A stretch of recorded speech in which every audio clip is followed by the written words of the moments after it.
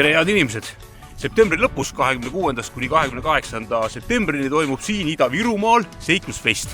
Esimene omalaadne ja mina olen sattunud seda juhtima. Aga selleks, et teie teaksite, mis sellel seiklusfestil teha saab ja millele ennast kirja saab panna ja millest osa võtta, siis teeme väikese tuuri.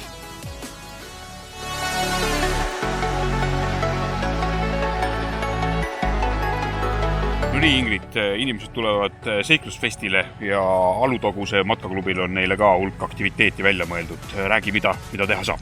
No Alutaguse matkaklubil on tõesti päris palju neid.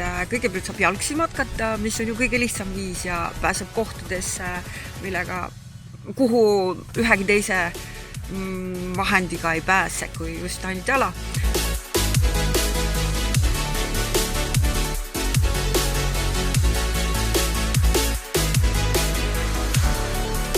Siis me pakume tõukerattamatka, siis me pakume räätsamatka Hiiesoos, mis on hästi omapärane, kus on võimalik ka proovida sellist õõtsiku liikumist ja lisaks pakume ka ronimist.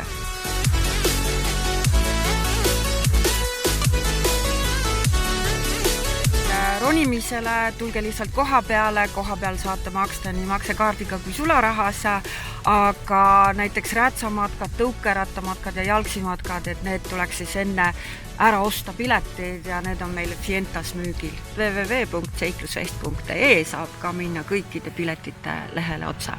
Et seal isegi ei pea mitte minema üldisele lehele, vaid saate just minna konkreetselt sellele, mis teid huvitab.